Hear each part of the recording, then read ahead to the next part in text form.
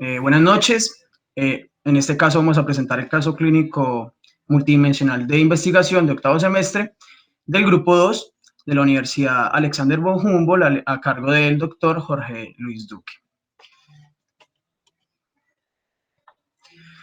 El caso clínico es de una paciente femenina de 69 años de edad que se encuentra casada y es ama de casa. Ella es una mujer mestiza, oriunda de Manizales, y pertenece al régimen contributivo de la nueva EPS.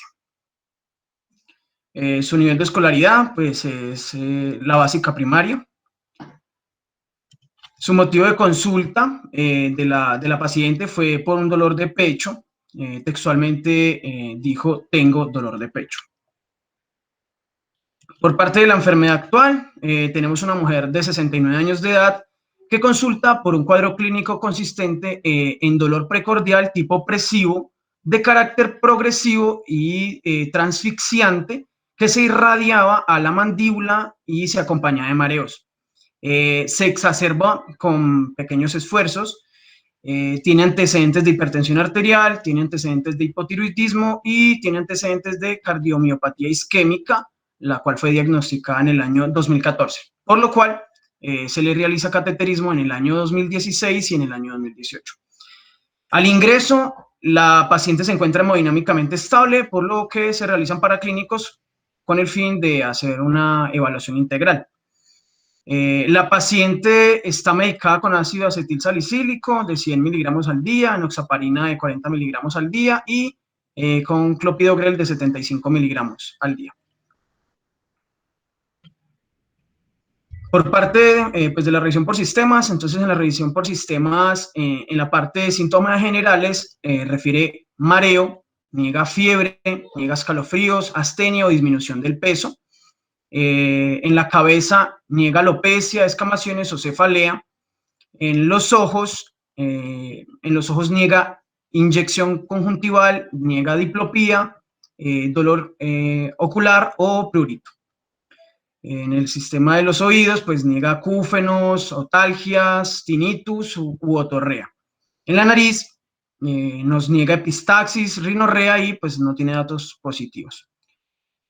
Por parte de la boca, niega todo, niega serostomía, niega cialorrea, tampoco tiene datos positivos. En el cuello niega limitaciones funcionales, niega dolor y también niega espasmos.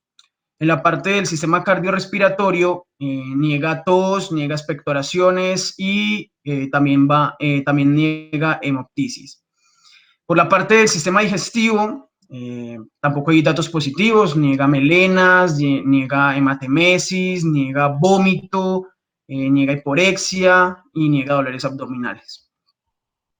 En el sistema geniturinario, niega la oliguria, niega disuria, niega hematuria. Por el sistema osteomuscular, niega mialgias, limitaciones funcionales y niega artralgias. En el sistema neurológico, pues niega cefaleas, niega mialgias, niega parestesias y también nos niega convulsiones. Por último, en la piel y sus anexos, nos niega descamaciones, eritemas o petequias.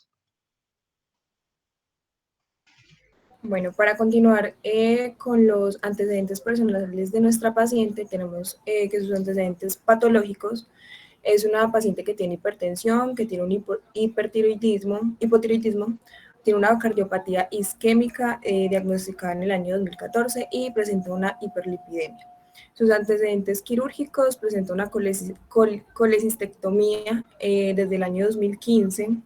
Sus antecedentes tóxicos son a dos medicamentos, la morfina y la dipirona.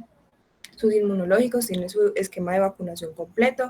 Actualmente tiene la primera dosis de la vacuna para el COVID y la segunda dosis la tiene programada para el 3 de agosto.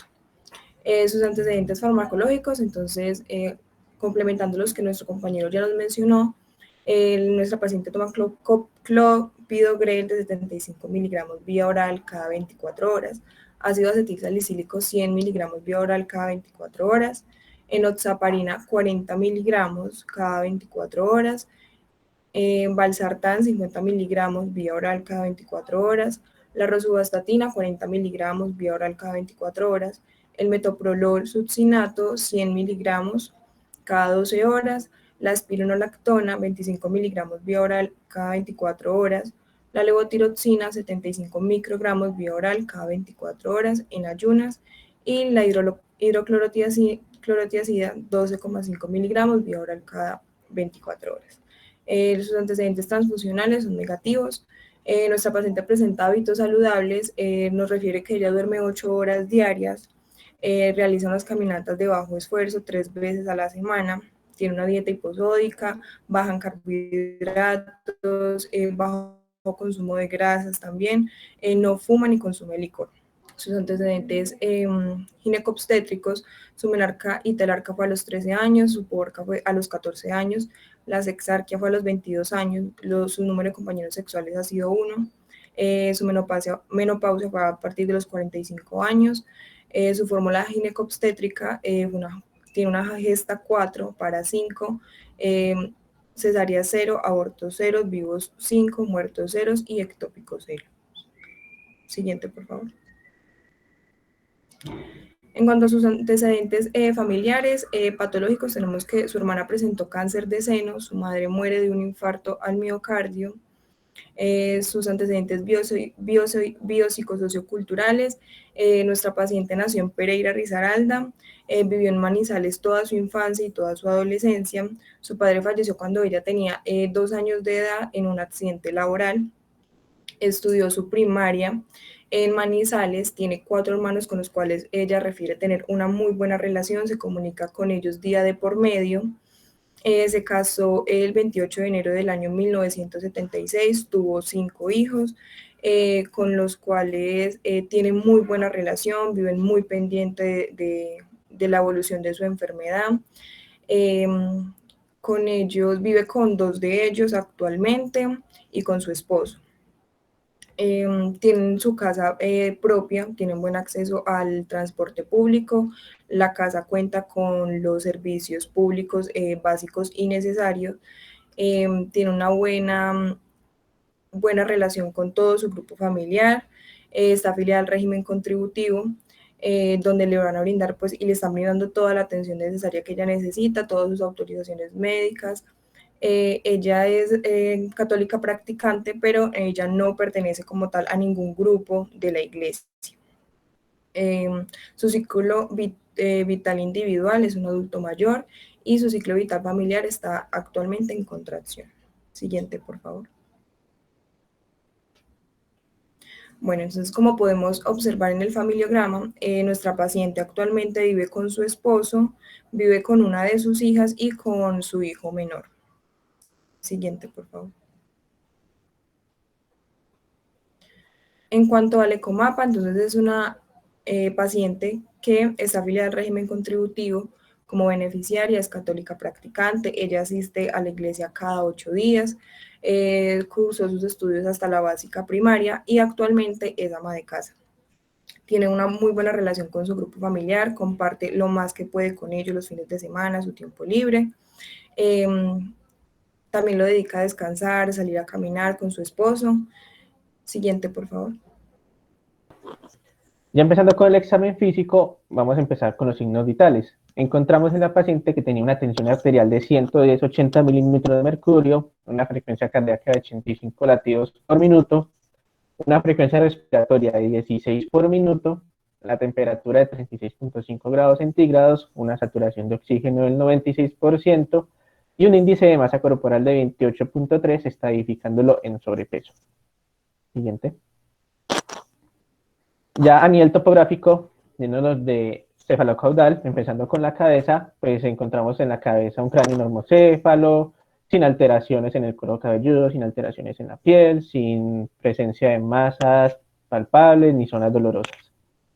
Los ojos los encontramos simétricos, sin alteraciones a la inspección, sin alteraciones a nivel de pupilas, párpados, escleras, y rojo retiniano y fondo de ojo normal.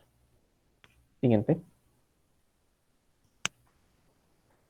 Los oídos normoimplantados, con adecuada apariencia, sin dolor a la tracción ni compresión del del pabellón auricular, no encontramos masas palpables ni masas visibles, lo encontramos permeable, de buen aspecto y sin lesiones visibles.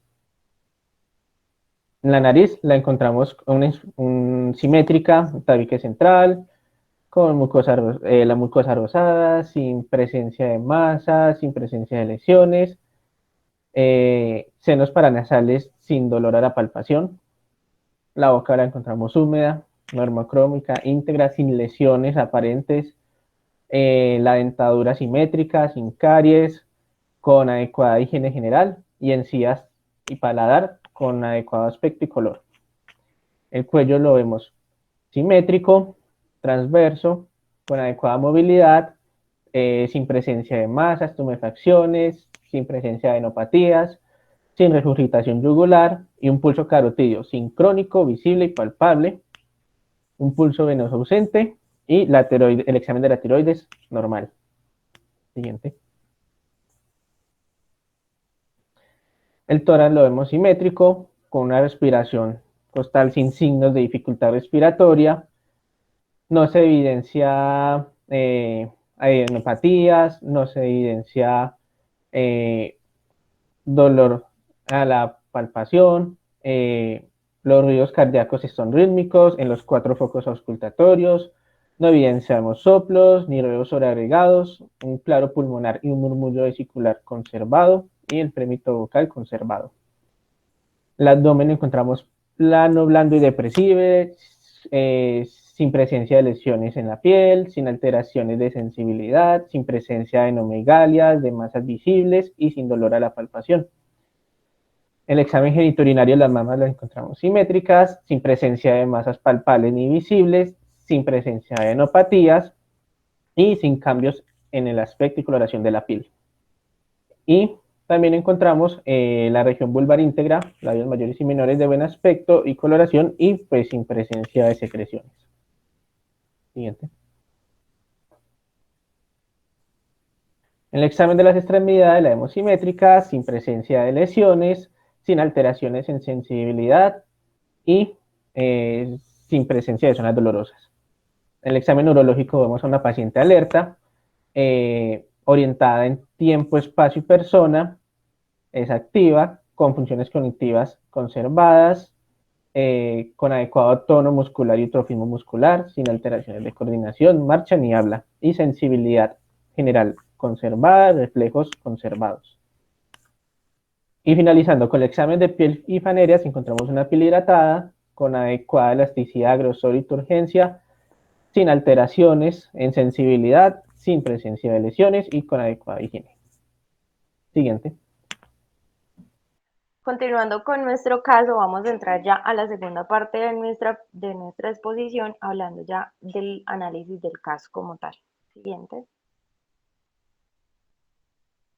Entonces tenemos una paciente de 69 años de edad, sexo femenino, raza mestiza, con ocupación ama de casa. Ella tiene nivel de escolaridad hasta básica primaria, está afiliada a la 9PS con un régimen contributivo, lo que es muy importante porque le ha dado todos los tratamientos y le ha autorizado todo en su debido tiempo y no ha tenido problemas con esto. La paciente ingresa por un dolor precordial opresivo transficiante y está acompañada de mareo. Como antecedentes patológicos tenemos que ella es diagnosticada desde el 2009 con hipertensión arterial, en el mismo año hipotiroidismo y con hiperlipidemia, y en el 2014 presentó una cardiopatía isquémica. A nivel farmacológico, la paciente recibe anticoagulantes, antiagregantes plaquetarios, antihipertensivos, manejo cardiovascular y manejo para la tiroides. Es una paciente que tiene hábitos saludables, duerme 8 horas diarias, realiza caminatas aproximadamente 3 veces a la semana con una dieta hiposódica, baja en carbohidratos, no consume grasas, no fuma y no consume licor. Tenemos un peso de 68 kilogramos con una talla de 1.55 centímetros, lo que nos da un índice de masa corporal de 28.3. A signos vitales no encontramos alteraciones importantes. Siguiente.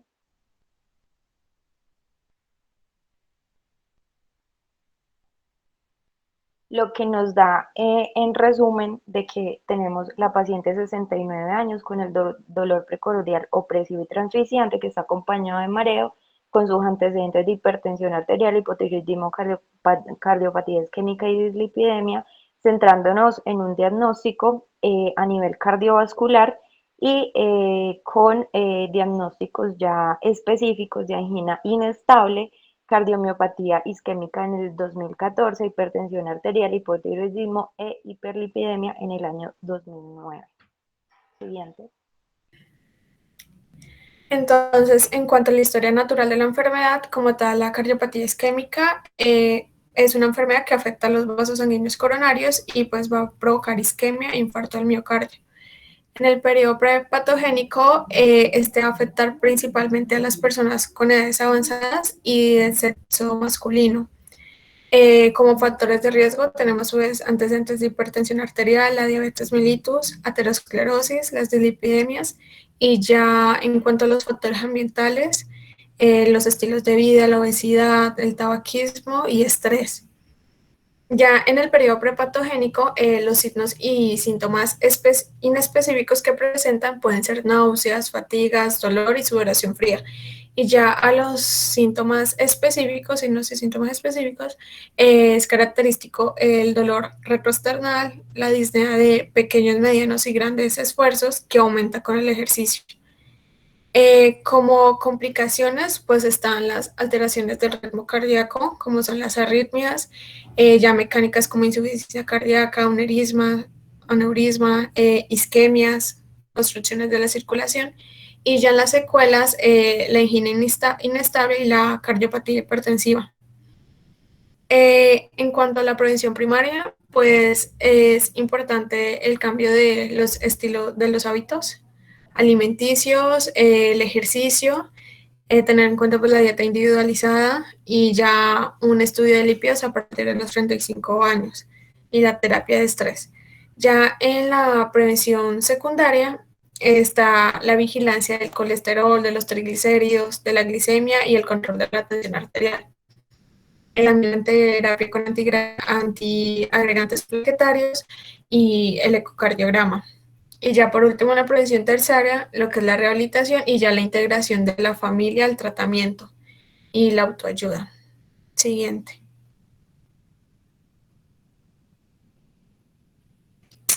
Ya en cuanto a la impresión de la situación orgánica, pues como tal, la cardiopatía isquémica va a ser una enfermedad que afecta a los vasos sanguíneos coronarios y va a provocar isquemia e infarto al miocardio. Como tal, pues es una gran causa de mortalidad e impacto en la calidad de vida de los pacientes que la padecen. Y se va a manifestar de diferentes formas. Pues las más graves van a ser el infarto agudo del miocardio, la angina de pecho y ya la muerte súbita. Como tal, esto se va a deber a un inadecuado suministro de sangre al corazón, que se causa principalmente por el endurecimiento y la pérdida de la elasticidad de las arterias coronarias, que va a favorecer el depósito de ateromas en su superficie interna. Ya al reducirse esta luz del vaso por la aterosclerosis va a disminuir el flujo sanguíneo al miocardio, lo que va a provocar el dolor en el pecho que de forma característica de la enfermedad. Entonces, este se va a asociar a factores de riesgo como es el sedentarismo, las dietas inadecuadas, el aumento de la adiposidad, el hábito de fumar, si hay intolerancia a la glucosa o la diabetes mellitus tipo 2, también la hipertensión arterial no controlada y ya pues su prevención va a requerir principalmente los cambios en el estilo de vida. Entonces, cuando se incrementan las demandas de oxígeno y se requiere un mayor gasto cardíaco, como ocurre durante la actividad física o el aumento de las emociones, en un miocardio, una capa muscular del corazón que tenga un compromiso sanguíneo por la aterosclerosis de las arterias coronarias, se va a producir un dolor en el pecho que puede o no irradiarse a diferentes partes como es al miembro superior izquierdo o derecho, a la mandíbula, al hombro, a la espalda o al epigastrio. Y con frecuencia va a estar acompañado de sensación de opresión y de muerte inminente. Ya si la falta de oxígeno o, mejor dicho, la hipoxia es transitoria, se desencadena por el ejercicio y las emociones, se alivia con el reposo y medicamentos como la nitroglicerina lingual, pero pues esta se mantiene sin variación, es decir, que no cambien estas características durante un mes, se va a denominar una angina de pecho típico o clásica. Como tal, pues este dolor constituye el primer síntoma de la cardiopatía isquémica en el 50% de los casos. En general, pues tiene un buen pronóstico, pero se debe identificar pues en personas con mayor riesgo. Ya si esta hipoxia miocárdica se mantiene, provoca pues ya la necrosis o la muerte de las células del miocardio que están irrigadas por la arteria obstruida, y ya pues se conocería como el infarto agudo del miocardio, que pues ya es un cuadro clínico más peligroso y pues requiere ingreso a la unidad de cuidados intensivos. Entonces, como tal, como ya lo he dicho, esta cardiopatía isquémica va a comprender dos grandes grupos que afectan, sí, afecciones a la arteria coronaria. Entonces, una que va a ser de un curso crónico, que es la angina estable, que ya se produce por una lesión fija de las arterias coronarias epicárdicas, y ya la otra es una forma aguda en la que se encuentra pues la angina inestable y el infarto agudo del miocardio con o sin elevación del segmento ST. Entonces, como tal, esta angina inestable aguda es la que presenta variación de sus características clínicas en el último mes. Esta habitualmente pues, se va a producir por una complicación de la placa de ateroma, como lo había mencionado anteriormente, ya con manifestaciones de isquemia miocárdica aguda, ya excepto en la angina variante o conocida como Prince-Metal, que pues la causa va a ser por un espasmo coronario. Ya en cuanto al diagnóstico de esta angina inestable, como tal, este va a ser fundamentalmente clínico y va a tener ciertas características. Y van a ser tres. Si aparece con el reposo o el esfuerzo mínimo, y esta puede durar más de 10 minutos. Que sea de comienzo reciente en las últimas 4 o 6 semanas, y pues que sea de intensidad creciente, donde pues aumenta su frecuencia y duración en comparación con otros momentos. Hay que tener en cuenta que en estos pacientes la presencia de marcadores biológicos de la necrosis miocárdica nos ayuda a confirmar el diagnóstico del infarto del miocardio sin elevación del DST. Como tal, pues es importante tener esto en cuenta, el electro, para pues diferenciar si hay presencia o no de elevación del DST, y igualmente la troponina para confirmar el diagnóstico. Siguiente. Ya en cuanto a los diagnósticos diferenciales, pues como tal, este se va a establecer con el dolor precordial, y pues ya la etiología puede ser tanto cardíaca, pulmonar, gastrointestinal, psiquiátrica y de otras cosas. Entonces, principalmente causas del dolor precordial isquémico está pues la enfermedad coronaria, como la aterosclerosis, o sin ella ya la cardiopatía no coronaria, como la valvulopatía pues aórtica, la miocardiopatía y la hipertrofia ventricular izquierda.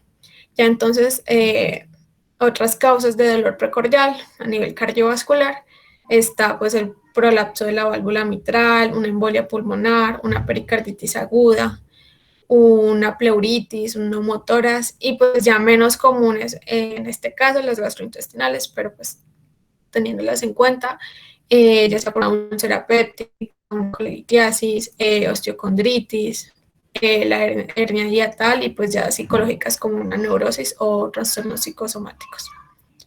Siguiente. Bueno, entonces voy a hablar un poco sobre el impacto de la funcionalidad que puede llegar a tener esta patología. Es muy importante tener en cuenta que el núcleo familiar de esta paciente es un núcleo que ha estado todo el tiempo involucrado en la patología de ella, y han buscado las maneras y las estrategias para, por ejemplo, disminuir el estrés emocional que puede llegar a causar ciertas situaciones, y así prevenir cierto tipo de exacerbaciones que pueden terminar generando complicaciones en el cuadro clínico de esta paciente. Ella, pues como tal, es una paciente que trata de continuar con su ritmo de vida habitual, a pesar pues del impacto obviamente que va a tener en su funcionalidad, ya que se va a cansar más rápido, va a tener a veces dificultad para respirar, no va a poder realizar con la misma magnitud las actividades que antes realizaba. Entonces es una paciente que a pesar de todas estas dificultades continúa tratando de salir a caminar, de cuidar de su aseo personal, de cuidar del aseo de su hogar. Es la persona que cocina en su familia. Y además de eso es una persona extremadamente organizada con sus medicamentos, ya que tiene un mapa mental y en este mapa mental organizó la dosis de los fármacos, cuáles son los fármacos, en qué momento se los tiene que tomar, lo cual le va a garantizar a esta paciente que en base a esto tenga una mejor adherencia al tratamiento y esto pues pueda prevenir futuras exacerbaciones de su cuadro clínico. Pásala, porfa. Bueno.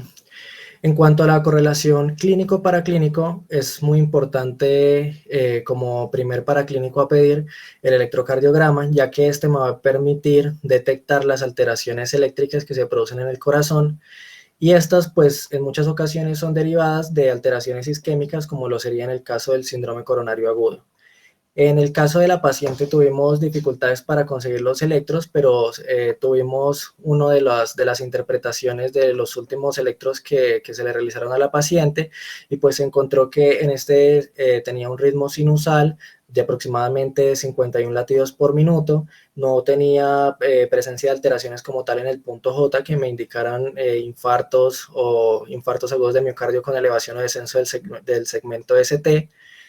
Y pues es el primer paraclínico que debe pedirse en la sospecha pues de un paciente que presente dolor opresivo external como el que tenía nuestra paciente. A continuación y aparte del electrocardiograma que es tan importante y como ya lo comentaban mis compañeros, las troponinas que son unas proteínas que se encuentran dentro de las miofibrillas musculares y en el momento en el que estas miofibrillas sufren alguna lesión isquémica o hipóxica, pues se liberan y pueden ser detectadas mediante mediante la detección de las troponinas en sangre. Entonces, estas me van a ayudar a correlacionar con el EKG si hay presencia de una lesión isquémica hipóxica a nivel del miocardio. En el caso de la paciente, las troponinas y el electrocardiograma se encontraban en esos últimos exámenes paraclínicos que le realizaron, se encontraban pues normales sin ninguna alteración evidente.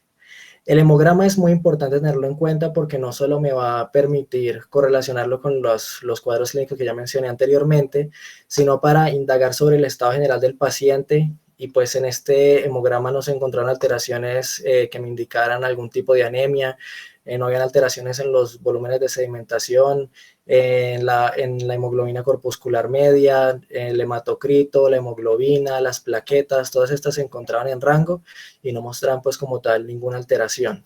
Es muy importante tener en cuenta también la función renal de los pacientes y esta función renal se puede medir mediante, por ejemplo, el nitrógeno ureico, que sería el BUN, o mediante la creatinina. Y es muy interesante porque había salido un estudio que relacionaba el aumento de la creatinina en los pacientes, se relacionaba con un aumento de la mortalidad cercana y próxima a los pacientes que habían sufrido pues un síndrome coronario agudo. Entonces siempre hay que tenerlo en cuenta y más porque el corazón y el riñón están muy relacionados, entonces generalmente cuando se afecta uno va a afectar el otro.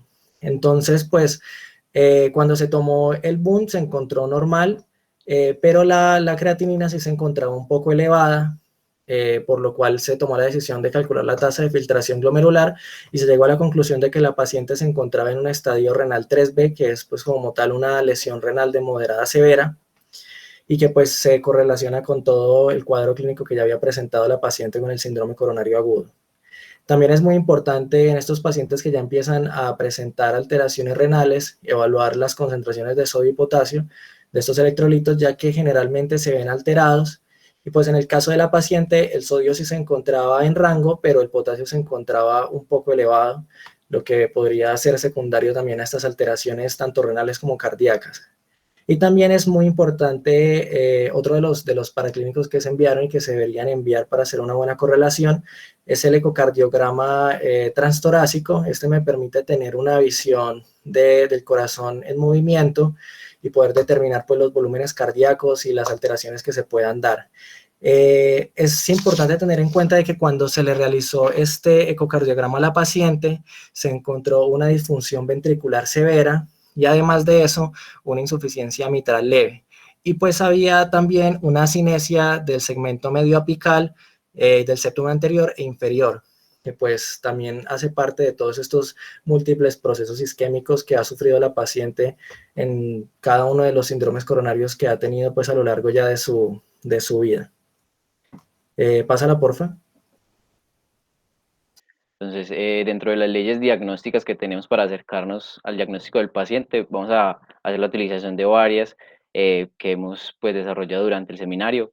Dentro de ellas es la ley de lo más frecuente. Esta, digamos que es la principal que vamos a utilizar dentro de este caso, dado el cuadro clínico de la paciente, que consiste en un dolor precordial de carácter opresivo que se irradia a mandíbula y que aparte de eso se asocia con pequeños esfuerzos. Entonces, de esta manera podemos ver en base a la epidemiología y a la prevalencia de las enfermedades, que las enfermedades cardiovasculares pues son las que tienen mayor tasa de morbimortalidad, y de ellas el síndrome coronario agudo es una de las más frecuentes. Con esta paciente entonces tenemos antecedentes de síndrome coronario agudo, por lo tanto nos acercamos mucho más al diagnóstico. Teniendo entonces ya como base el síndrome coronario agudo, entendemos que se puede desarrollar una angina de carácter inestable o de carácter estable, como ya lo había mencionado anteriormente mi compañera en la exposición, y por las características mismas del cuadro, que es un dolor precordial con pequeños esfuerzos, y aparte de eso que no está relacionado con el ejercicio, pues entonces nos da el diagnóstico de una angina de carácter inestable.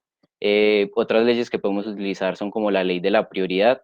En este caso se utiliza pues entonces el diagnóstico de síndrome coronario, porque es el diagnóstico que más necesita prioridad en esta paciente, dado sus antecedentes y sus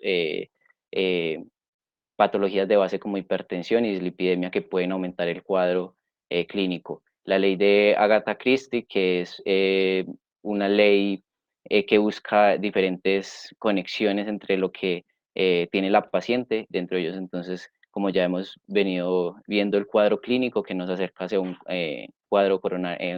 síndrome coronario agudo, y de igual manera la ley de la parsimonia. Siguiente. Dentro del tratamiento entonces que tenemos con la paciente, iniciamos un tratamiento antiisquémico con clopidogrel de 75 miligramos vía oral cada 24 horas, ácido acetil salicílico de 100 miligramos vía oral cada 24 horas y enoxaparina de 40 miligramos subcutánea cada 24 horas. Para el tratamiento de la hipertensión que tiene la paciente, vamos a utilizar valsartán de 500 miligramos vía oral cada 24 horas, y a este le añadimos un beta bloqueador, como es el metoprolol succinato de 100 miligramos cada 12 horas. La rosuvastatina para la dislipidemia.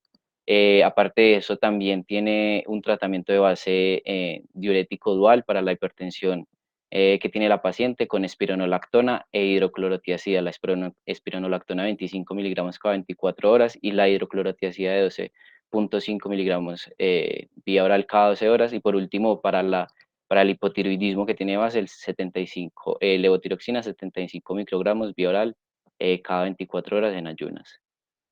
Siguiente. Bueno, cuando pasamos a hablar de los resúmenes diagnósticos, debemos tener en cuenta pues que el diagnóstico sindromático tenemos pues el síndrome coronario agudo. Cuando hablamos del diagnóstico topográfico, pues lo podemos enfocar en el sistema cardiovascular y en el sistema endocrino. Cuando hablamos del diagnóstico específico, tenemos por un lado la angina inestable, la cardiomiopatía isquémica en el 2014, la hipertensión arterial en el 2009 y el hipotiroidismo. Siguiente, por favor. Bueno, acá es muy importante identificar diferentes factores que tenemos, ¿cierto? Entonces, cuando una persona se enferma, la perspectiva o la forma en la que ve las cosas genera un cambio. Unas tienen una aceptabilidad mejor que otras de acuerdo pues a las condiciones y a la gravedad que tenga la enfermedad, ¿cierto? Entonces, ¿cómo puede afectar su estilo de vida de esta manera? Entonces, la paciente refiere que ella realiza pues sus labores diarias sin ningún problema. Pero ¿qué pasa? Es una paciente que cursa con patologías complejas, así ella diga que no afecta su calidad de vida. pero sí tiene que estar muy pendiente de unos cuidados estrictos, que tiene que tomarse ciertos medicamentos al día, en los horarios adecuados, y ella debe mantener pendiente de eso. Entonces es agregarle una cosa más a sus hábitos de vida. Por otro lado, es importante saber que a nivel familiar, cuando un miembro de la familia cursa con algún tipo de enfermedad, todos buscan pues ayudarle a que éste se sienta mejor o que cumpla con todo lo que le piden pues a nivel médico para mejorar su condición de salud. Entonces, en el caso de esta paciente, pues ella cuenta con una muy buena red de apoyo, los cuales están pendientes pues de acompañarla a sus citas, de que se realicen los controles, de que se tome sus medicamentos, de no generarle pues emociones como fuertes, ya que ella necesita pues un trato de alguna manera especial porque puede afectarse su sistema cardiovascular. Y esto de una u otra manera, esto altera la dinámica de la familia y lleva a pensar ciertas cosas de cada uno de los familiares en pro de la condición de la paciente. Entonces sí genera un cambio como tal. Por otro lado, es muy importante que la paciente se rodee de personas que le brinden paz, tranquilidad, ambientes confortables para que ella se sienta pues cómoda. Por otro lado, el médico juega un papel sumamente importante para que la paciente tenga una calidad de vida y se amplíe pues la perspectiva de vida de estas personas, ¿cierto? Entonces, pone todo su conocimiento en pro de aportarle las últimas, lo que está según los estudios, para que ella pues esté bien.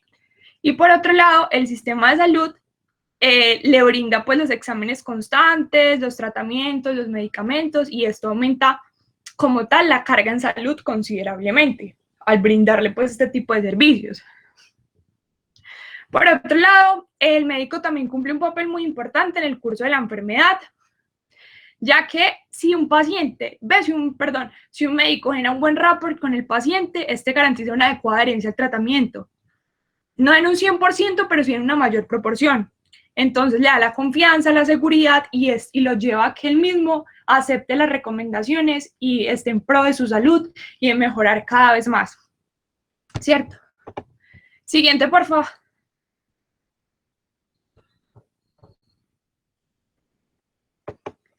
Bueno, con este paciente, pues tenemos varias cosas.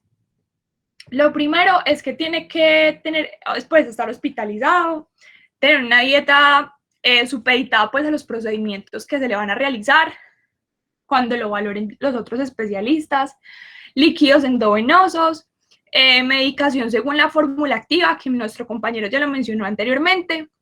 Le vamos a poner clopidogrel de 75 miligramos cada día, y este pues es un antiagregante plaquetario que lo usamos para prevenir los coágulos de sangre.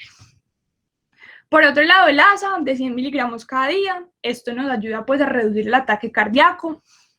La enoxaparina de 40 miligramos es cada día, este lo hacemos pues para anticoagularla.